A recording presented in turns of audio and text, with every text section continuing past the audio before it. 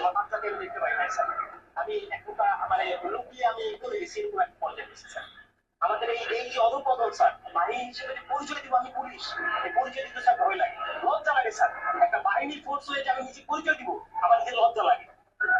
আমাদের আমি একটা ছোট উদাহরণ দিই স্যার, আমি আশা করি আপনি দেখছি। এই যে জাতীয় সংসদ নির্বাচন শেষ যে নির্বাচনটা হয়ে গেছে স্যার, এই নির্বাচনে একক একক যে নির্বাচনটা হয়ে গেছে, পুলিশ কি ব্যবহার করছে, পুলিশ কি ব্যবহার করে যে নির্বাচনটা হয়ে গেছে, নির্বাচনে সারা বাংলাদেশে এককভাবে মামলা হচ্ছে স্যার। কিছু মামলা দায়েরি মামলা, যে মামলাগুলো ভিত্তি হয় এই মামলাগুলো আমাদেরকে দিয়ে করেছে স্যার। সাধারণ জনগণ যারা আছে বিএনপি, যারা আছে জামাত, যে কিছু জানেই না, তাদেরকে আমাদের গ্রেফতার করা লাগছে স্যার। জনগণের মধ্যে আমাদের যে শত্রুতা দৌরাত্ম সৃষ্টি হয়েছে স্যার, এই সাম্প্রতিক সময়ে একটা বিষয় থেকে আমি আমাদেরকে নির্দেশনা দিচ্ছে যে এলাকায় কোনো বিএনপি জামাত থাকতে পারবে, এলাকায় কোনো অন্য হিন্দু ধর্মাবলম্বী কোনো কোনো কিছু থাকতে পারবে না। আমার এসপি স্যারকে তো আর মানুষ জানে না যে এটা আমার এসপি স্যারের কমান্ড ছিল, আমার ডিএসি স্যারের কমান্ড ছিল, এটা তো মানুষ জানে না। মানুষ জানে যে এটা আমি একজন সাব ইন্সপেক্টর, আমি এটা করছি। সন্তোষ নামে একজন সাব ইন্সপেক্টরকে মেরে লাগছিল কি সাম্প্রতিক সময় যখন প্রথম আন্দোলন শুরু হলো স্যার, সেই আন্দোলনে একটা গাড়ি ভাঙচুর হয়, সেটা সাথে আমাদের একটা মামলা হয়, সেই মামলার আয়ু ছিল যাকে সাইডের লাইনের উপরে অনেক প্যাথেটিক একটা ঘটনা স্যার। আপনারা যদি দেখছেন হয়তো এখানে আপনাদের বিষয়টাও এখানে আসছে, আমরা সবাই এটা যাচ্ছি। তো এরকম স্যার অনেক বিষয় আছে স্যার, আপনার কথা বলার কোনো সুযোগ থাকে না। আপনার চাই স্যার এই বাহিনীটাকে স্যার এই যে রাজনীতিকরণ, এই রাজনীতিকরণ থেকে আমাদের দাবি দেওয়ার প্রধান যে বিষয়টা সেটা হচ্ছে আমরা রাজনীতিকরণের মধ্যে স্যার থাকতে চাই না। আমাদের স্যার এখানে কর্মবিরতি চলমান আছে স্যার, আমরা কর্মবিরতি নিয়েছি সারা বাংলাদেশে একই হচ্ছে স্যার।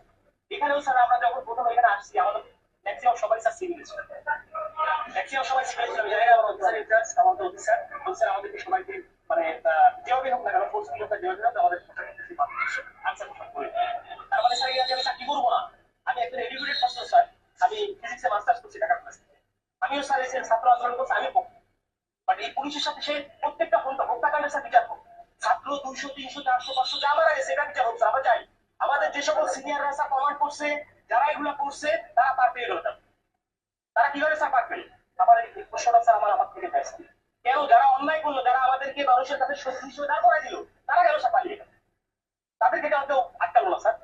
আমরা যারা এই ফিল্ড পর্যায়ে থেকে গেছি, প্রত্যেকটা মানুষের সাথে মিশে গেছি, আমরাই স্যার বিপদ করেছি, আমরা বিপদ করেছি। কিন্তু স্যার দেখেন বাংলাদেশে এখন পর্যন্ত কতজন পুলিশ মারা গেছে, এই মারার সংখ্যাটা কতজন মারা গেছে এই সংখ্যা আমরা এক্সাক্টলি জানি না।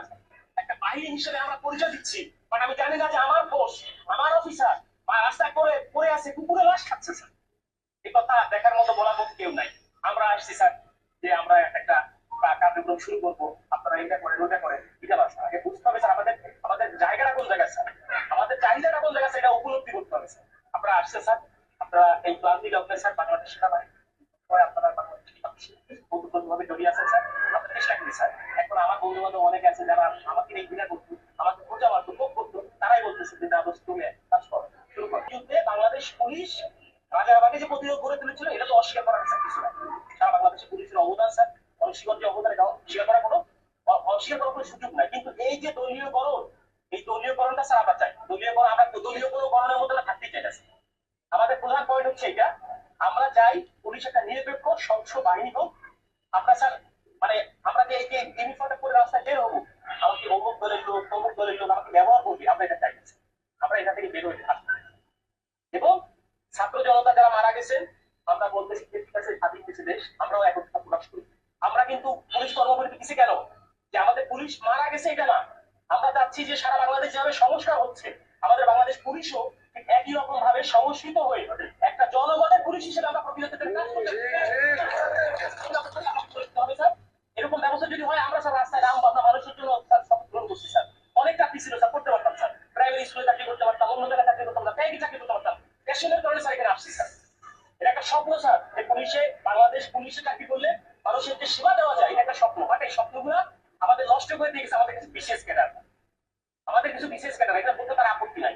আমার স্ত্রী আজকে আমি নিজে আমি লোকায়িত ছিলাম, আমার উপর থ্রেট ছিল, আমি জানি অনেক বন্ধু বান্ধব চাকরি থেকে না, রাজনৈতিক মামলা আমার কাছে ছিল স্যার, তার জন্য অনেকে বলছে, অনেক খবর চাকরি ছিল বিএনপি জামাতে, তারাও বলছে তো সেক্রেটারি। আমি যখন আসছি আজকে খুলনা থেকে আসছি, গোপনে আসছি, আমার স্যার শেখ করি না, রাস্তায় চেকিং হচ্ছে স্যার, পুলিশ কিনা স্যার, কিন্তু বাংলাদেশ স্যার আমরা চাই না, এরকম আমরা চাই নাই স্যার। আমরা চাই যে স্যার এই জিনিসটা উত্তরিত হই এবং আমাদের যে 11 দফা দাবি আছে স্যার, আমরা চাই আমরা যে জায়গা থেকে করা প্রত্যেকটা জায়গা থেকে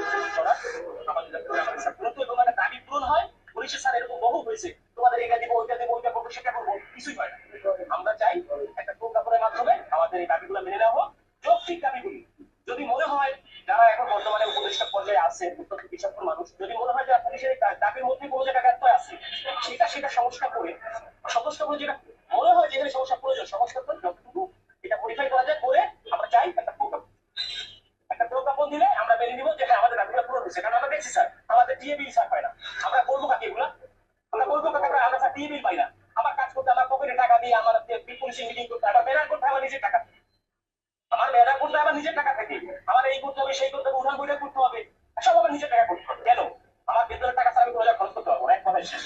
সরকারের প্রতি কাজ করতেছি, সরকার আমার বেতন দিবে, আমি আমার পরিবারের পিছনে ব্যয় করবো, আমি কেন আমার নিজের টাকা দিয়ে আমি ব্যানার করে কেন কেন করতে যাবো? এটা যদি আমার বাজেট থাকবে না, অবশ্যই বাজেট থাকতে হবে। আমার মাসে প্রথম মাস 10 তারিখের মধ্যে আমার ডিএ বিল দিতে হবে। আপনাদের লাইনের হিসাব দেয় কিনা আমি জানি না স্যার, এই সুবিধাগুলো কি আপনাদেরও কি এরকম কিছু কমিটমেন্ট করে কি স্যার আপনাদেরকে রেখে দেয় কিনা আমি আমার জানা নাই স্যার। এটা অবশ্য মানে অনারের সাথে বললাম স্যার, কিছু মনে করা